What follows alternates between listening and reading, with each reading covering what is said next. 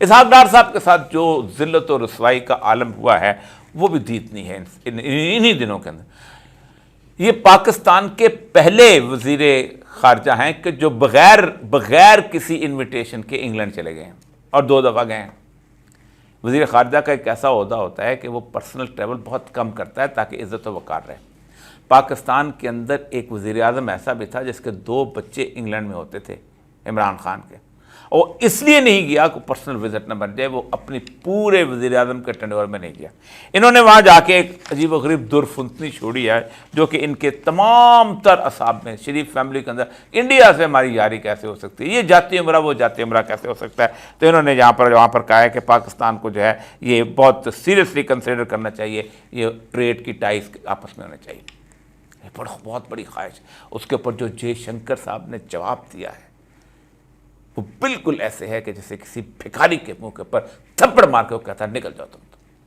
उसके बावजूद तो ये शख्स हमारा वजीर खारजा रहेगा क्योंकि उसको कुछ लोग रखना चाहते हैं वजीर खारजा, और जो लोग उसको रखना चाहते हैं उनकी पाकिस्तान के साथ मुझे नहीं लगता कि कोई दिलचस्पी। 2 अहम इकनॉमिक मायदे ऐसे हैं कि जिनके बारे में मुझे डर लगता है कि पाकिस्तान जो है अब लगता है पाकिस्तान बराए फरोख्त हो चुका है। एक हमने वायदा किया है सऊदी अरब के साथ SIFC, क्योंकि अब तो SIFC हो गई है ना, जिसके अंदर सारे मिलके पाकिस्तान को माशी बहरान से निकालेंगे। इस SIFC के तहत पाकिस्तान के अंदर सऊदी अरब जो है वो अपने ऊँटों का और भैंसों का चारा उगाने के लिए कहेगा Pakistan soil has great potential for breeding high quality livestock product with high nutritional and protein content. The fodder cultivation agreement was also a step forward for investment in Pakistan worth 25 billion each pledged by Saudi Arabia and United Arab के। उन्होंने कहा है कि हम जनाब $25 अरब देंगे और $25 अरब से हम यहाँ पर वो उगाएंगे, क्या फॉर्डर उगाएंगे।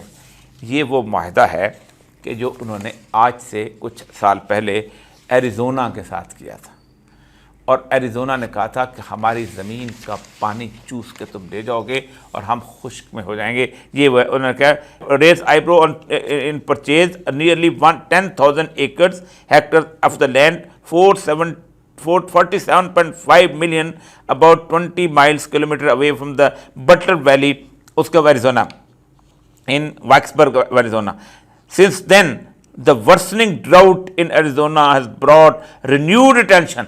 उन्होंने कहा है कि ये जब से उन्होंने वहाँ पे किया है तो अरिज़ोना के अंदर एक जिसे कहते हैं ड्राउट, एक कहत का आलम, एक खुश्कसाली का आलम शुरू हुआ है। और ये अब यहाँ पर हमने उसको उनको सऊदी अरब को और जो ये को कहा आओ हम इस मुल्क की ज़मीन भी तुम्हें देते हैं, हम इस मुल्क ज़मीन का पानी भी तुम्हें देते हैं। ये हम कर क्या रहे हैं? हमारे पास बहुत पानी है, किसानों से पूछो, सिंध के किसानों से पूछो, जनूबी पंजाब के किसानों से पूछो, पंजाब के बाकी किसानों से पूछो।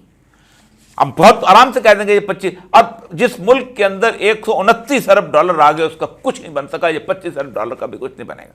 ये वो चीज़ है जो कॉर्पोरेट फार्मिंग है, जिसके ऊपर भारत के अंदर 6 महीने तक उन्होंने एहतजाज किया था कि हम अपनी ज़मीन किसी को नहीं देंगे, ये हमारा रिस्क है।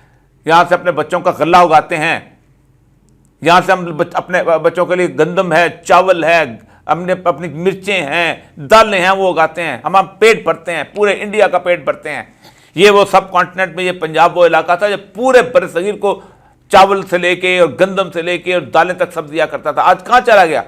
आज इसलिए चला गया कि आप अपनी गंदम उगाते हैं और बेचते हैं और मुनाफा कमाते हैं, फिर महंगी खरीद के लाते हैं, फिर यहाँ मुल्क के अंदर बेचते हैं, फिर मुनाफा कमाते हैं। आपने इस मुल्क को ट्रेडर्स का मुल्क बना के रख दिया है। और सबसे अहम बात, अभी कल 2 दिन से मैं देख रहा था रिकोडिक के बारे में आजकल बहुत गुफ्तगू हो रही है। इसके बारे में मैं एक बात बताऊं, ये जो इस वक्त हमारे प्लानर्स बैठे हुए हैं और जो समझते हैं कि रिकोडिक जो है उसके लिए बारिश बरसा देगा, ये शायद उनको अभी अंदाज़ा नहीं कि कम से कम 8 से 10 साल तक का अरसा इसमें बनता है। आप सोचें, एक ओपन पिट माइन, मैं चूँकि चागी में डिप्टी कमिश्नर था और ये मेरे ही ज़माने के अंदर इसका एग्रीमेंट हुआ था, और फिर इनकी हालत देखें पाकिस्तान के अंदर, इनको शौक़ चढ़ा हम खुद काम कर लेंगे, हम ये कर लेंगे। जो BHP ने एग्रीमेंट किया था कि भाई ये पत्थर पड़े हुए हैं किस्म के तुम्हारे लिए, हम इस पर सरमाया लगाएंगे और 75% हमारा होगा, 25% आपका होगा। फिर वो BHP ने वो जो था ठेका जो था वो बेच दिया था टेसियान को, एक टर्की और एक और फार्म थी, और फिर उसके बाद वो चूँकि बेसिक एग्रीमेंट उन्होंने बेच दिया था, वो आ गए थे, तो वो भी हमारे साथ चलते रहे। फिर हमने उसके अंदर जिस वक्त उन्होंने वो सारे का सारा सर्वे कर लिया, सारा देख लिया कहाँ करते, जब लाइसेंस लेने की बारी आई हमारे लोगों की राल टपकने शुरू हो गई। उसने बहुत सारी कहानियाँ वो सुनाते हैं, चूँकि मेरे साथ तो 1-2 साल आपस में बहुत ज़्यादा आपस में उनका तल्लक रहा है, तो बहुत सारी कहानियाँ वो कहते हैं कि इस बंदे ने हमसे इतने बिलियन मांगा, इतने बिलियन डाला, दे दो हम तुम्हें लाइसेंस दे देंगे। फिर आखिर उनका हम तुम्हें पैसे नहीं देंगे, रिश्वत नहीं देंगे, इंटरनेशनल कोर्ट ऑफ जस्टिस में जाके हम केस देंगे। उन्होंने जीता, आपको $10 अरब का जुर्माना हुआ, और फिर वो इमरान खान के ज़माने के अंदर इमरान खान ने अर्दगान से मिल के बाकी लोगों से वो ख़त्म करवाया और दोबारा आपका काम शुरू हुआ। अब क्या हो रहा है? अब कल मैं देख रहा था, उन्होंने कहा जी गवादर तक हमें वो रास्ता बना के दें। अब जो लोग बलूचिस्तान के रहने वाले हैं, गवादर से रास्ता कहाँ से जाएगा? 2 या 3 रास्ते हैं। नंबर 1, आप उसको ऊपर से लेके आएंगे वहाँ पर अपना कोयटा से, फिर उसे सुराब, वो वहाँ पर चलो ठीक है सड़क बनी हुई है, और सुराब से आप गवादर की तरफ उसको लेके जाएंगे। लेकिन नज़दीक तरीन रास्ता जो है वो बनता है माशखेल की तरफ, जो खारान का रास्ता है। आप वहाँ पर अमन अभी तक कायम नहीं कर सके। अवारान के कैंप्स आपको भी पता है, सबको पता है किस तरह की सूरत है। ये बिल्कुल वैसी सूरत हाल है। आज से तकरीबन कोई 12 साल पहले मैं पेट्रोलियम मिनिस्ट्री में गया, तो वहाँ बहुत बड़ा एक प्रोजेक्शन में दिया, हम स्टाफ कॉलेज में थे, उन्होंने प्रेजेंटेशन दी कि हम तापी जो गैस फील्ड है उससे पाइपलाइन ला रहे हैं, और इतने करोड़ रुपया हमने उसकी फिजिबिलिटी रिपोर्ट बना के लिख दिया। मैंने सब कहा, मैंने कहा मुझे बताइए, ये 2011 है, 2011 मार्च में गए थे हम, 2011 है, इस 2011 में बीच में अफ़गानिस्तान आता है, उस अफ़गानिस्तान में तुम अमन कायम करोगे? तो उस रेकोर्डिक को जिसके ऊपर आप उसमें 10 साल के बाद कहीं जाके निकले, सबसे पहले तो वो पत्थर होता है, उस पत्थर को उसको क्रश किया जाता है, क्रश करके उसके अंदर बाकायदा उसकी मट्टी साफ़ की जाती है, उसके बाद बहुत बड़ा स्मेल्टर लगा जाता है। स्मेल्टर लगने के बाद उसके अंदर से जो 0.2% सोना होता है और कुछ तांबा होता है, तिवित्र निकाला जाता है। आपको पता है लड़ाई किस बात पे हुई थी? लड़ाई इस बात पे भी थी कि जो एक कंपनी ने कहा था कि हम इसको जो है रिफाइन चाइना से करवाएंगे, तो पाकिस्तान ने उन पर इल्ज़ाम लगाया था कि जनाब आप वहाँ से माल खा लेंगे, वहाँ चाइना ले, हमारे सामने रिफाइनरी भी लगाएं। ये बेसिकली चीज़ ये था कि उनको किस तरह प्रेशराइज किया जाए। वो कहते थे कि दुनिया पूरी में लोग चाइना से ये साफ़ करवाते हैं क्योंकि सस्ता पड़ता है, लेबर भी सस्ती है, चीज़ें भी सस्ती हैं, टेक्निकल नॉ भी वहाँ पर मौजूद है, हम यहाँ क्यों करें? फिर अब उन्होंने मान लिया है। अब वो चाइना में कैसे जाएगा और कौन आपको अलाउ करेगा? ईरान और उसकी $18 अरब का आपको जो जुर्माना भी अदा करना सर पे पड़ा हुआ है, क्योंकि ईरान ने अपने हद तक गैस पाइपलाइन है उस बिछा दी हुई है। जरदारी साहब उसका एग्रीमेंट कर गए हुए थे, अब आगे आपने बिछानी है।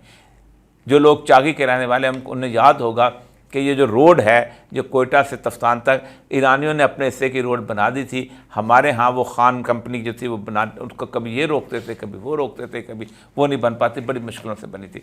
ये है कैफियत।